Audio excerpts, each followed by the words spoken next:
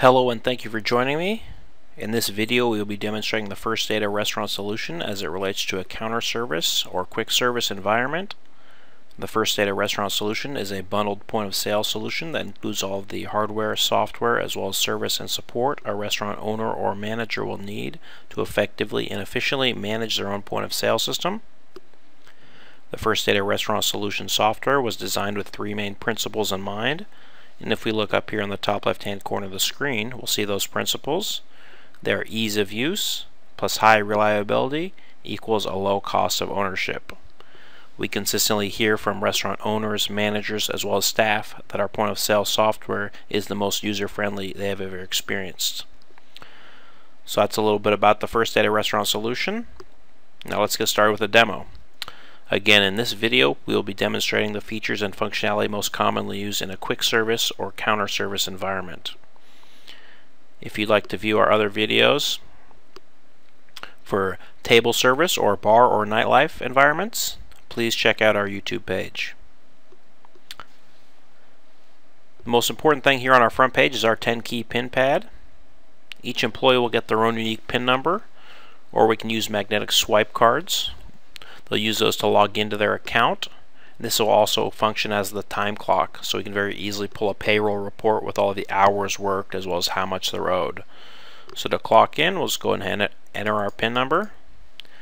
Then we'll select which position we're performing for that shift. I'll go ahead and select manager for this shift. And then once we're actually logged in, we're going to have our menu. And part of the First Data Restaurant Solution bundle is the initial menu build. All a restaurant owner has to do is provide us a customer-facing copy of their menu, and they'll be working with a dedicated menu specialist that will ensure that everything's entered just the way that they want it. Let's first show you how the menu is structured. These buttons here down the center are called screen categories, but we can think of them as buckets that we place our different menu items into. So under drinks I would have my drinks, under sandwiches I would have my sandwiches, and so on. We can have as few or as many of these screen categories as we'd like, and we can obviously customize them to read whatever we need to make sure that our menu is broken down in a fashion that works best for us. Once we select a menu item, we can have what we call a choice set associated with that. And these are going to be any modifications or upcharges with that item. We'll go through some specific examples here in a moment, but these sets can be made either optional or we can make them required like this one here, and that's indicated by the little red question mark. So if I try to send this to the kitchen, it's not going to allow me to. I have to make a selection. So here we can have a choice. We can also have an upcharge with that, and you see those will populate on the ticket over here. We can also have a choice within a choice, so when I select this option here, it prompts us for another set of modifications. So any modification or upcharge we have can be accounted for in the software. So that's how the menu is structured. Now let's run through a few common transactional scenarios. First thing we're going to cover is what we call fast pay, and it's basically two-tap order entry.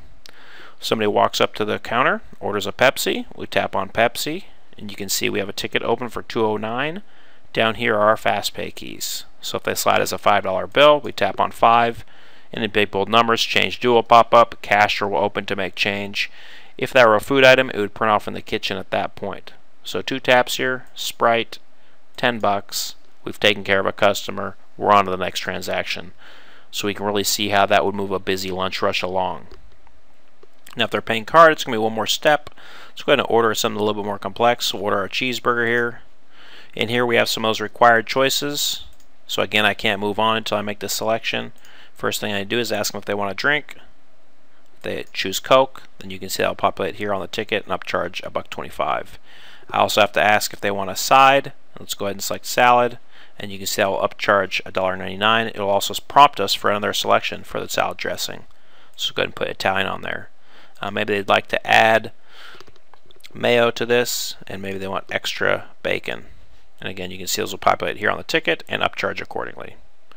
So here we've entered our order. To pay it out with a card, just go ahead and tap on pay, and we'll just swipe our credit card right there on the side of the terminal. That will confirm our sale. Click OK, and we're done. We've taken care of a customer. Let's go through that one more time. Order the cheeseburger, no drink, fries for the side, pay, swipe our card, and we're done. Very simple and straightforward. We can also identify what types of orders these are. Maybe it's a call-in order. We can go ahead and create a new ticket, do a carry-out, and here we'll enter our order. So let's go ahead and do a cheeseburger, no drink, fries. Okay, and you can see here that will identify a ticket as carry-out number 72. The ticket will automatically generate a name, which will print off on both the kitchen print as well as on the customer's receipt, so we can identify them that way. We can also manually identify that table just by tapping up here and using our custom name. So maybe this is Joe who ordered. We can do it as Joe, or maybe we give out numbers. We can call it number 54. So we can identify it in multiple different ways. We also have a full customer database up in the top right here, where we can store all of our customers' information.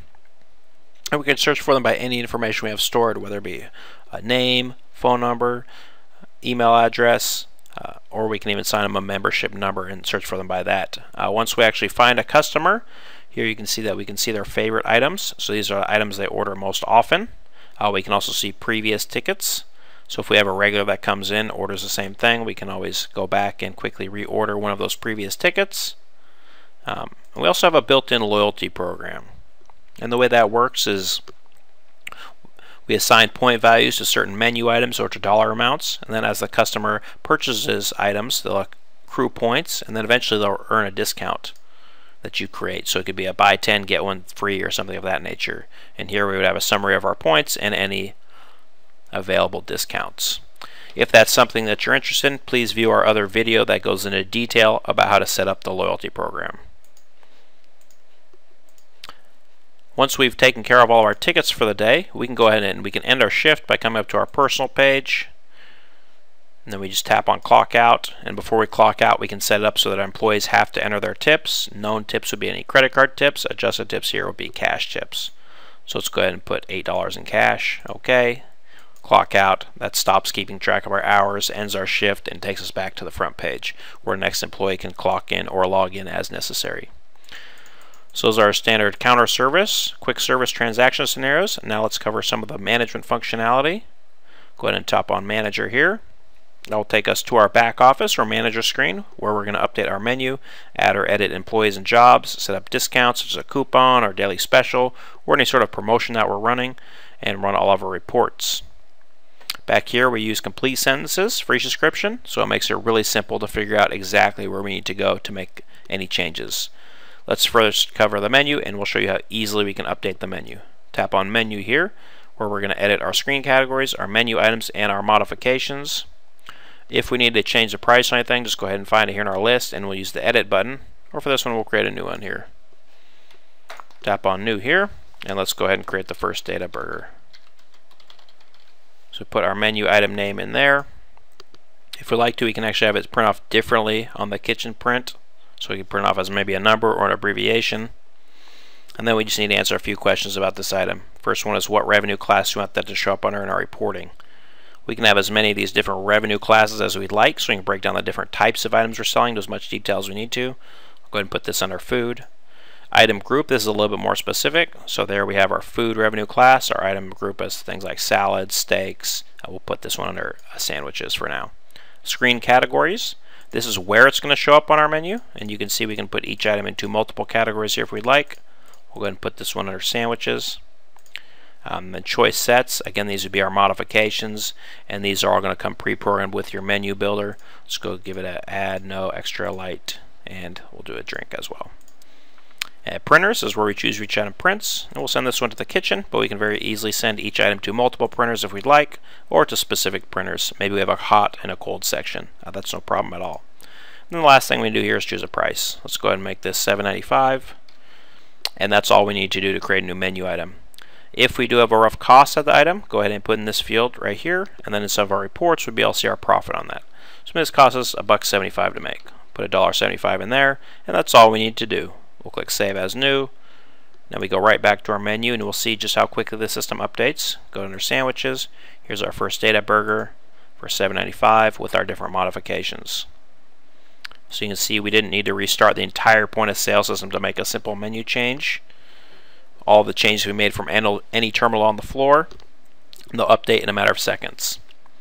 So we'll pay that out, and we'll be able to see that item in our sales reports. So that's our menu. Now let's cover the Employees tab very quickly. Our Employees tab is where we create a new employee and we edit their security settings. We'll go ahead and edit Mary as an example. The only thing we have to do is give them a screen name and a PIN number, and that can be 4 or 6 digits long, or we can give them a magnetic swipe card. A lot of places reserve those for their managers. On the right are our security settings. So this is where we can pick and choose who has access to what parts of the system. So here we can see that Mary doesn't have a whole lot of access. She can't do voids or discounts, but maybe she's allowed to do those. We could check those or uncheck those. And then if they try to access a function that they're not allowed to, it'll prompt them to enter a manager's PIN number. So we can really lock the system down on an employee by employee basis. So that's our Employees tab. Now let's cover the Discount section. This is where we're going to create a new discount, a coupon, or maybe a daily special. We can have as many different discounts set up and running at any time as we like, and we can very quickly activate them and deactivate them as needed. To create a new discount, just go ahead and tap on New, and let's just do a Monday Burger Day.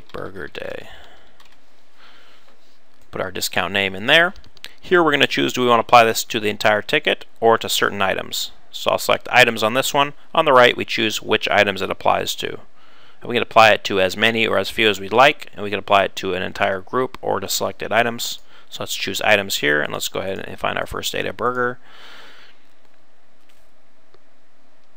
There it is. And then we need to select how this affects the price. We can force an item to be a certain price. We can do a dollar amount off. We can do a percentage off. For this one, let's go ahead and do a dollar amount off. We'll do $2 off. So on our Monday hours, all of our First Data burgers are $2 off. Then here we're going to check this box to apply it automatically, which, since this is a regular ongoing discount that everybody receives, we'll check that. If it was a coupon, we're not going to check that because not everybody shows up with that coupon. Check that for this discount. At the bottom we select exactly what days and times it applies. So let's go ahead and put this on Monday between the hours of 4 p.m. and let's just say 7 p.m. And then outside of these hours that you set up, we don't have to worry about any of our employees giving away discounted prices because those discounts won't be available. Down here we can even set a date range for this to last. So if we have a special running for a week or so, we can set it and forget it. Now that's all we need to do here. Again, we're going to click OK. Go right back to our menu, order our First Data Burger, and here you can see it's going to automatically discount it on our ticket, taking the total down $2. So we'll go ahead and pay this out, and we'd be able to see that in our reports. So that's our discount section. Next section I'd like to quickly cover is the reporting section. Our reporting section includes over 80 reports broken down into several categories such as product mix, sales, as well as labor. All of our reports can be pulled up from any time period that we'd like. So we can check the last 5 minutes if we wanted to, or we can even check from 5 years ago. The system never dumps any of the information, so as long as we've had it up and running, you'll be able to pull up a report from the very first day that we had it. So that's our reporting section, and here under the Daily tab is where we're going to go to check out our sales for the day, or it's also where we can go to get an end of the shift report. This is very similar to a Z report for a cash register, and this can be printed right off on the receipt printer and tossed in with our deposit. This report, just like all of our others, can be pulled up from any time period that we'd like. So that's our Daily tab, and that's pretty much everything we're going to cover in this video.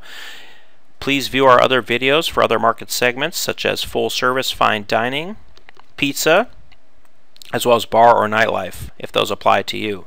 If you'd like to schedule a personalized demo, please contact your local First Data Restaurant Solution representative, and they would be happy to schedule a live demonstration with you. Thanks again for joining, and good luck with your business.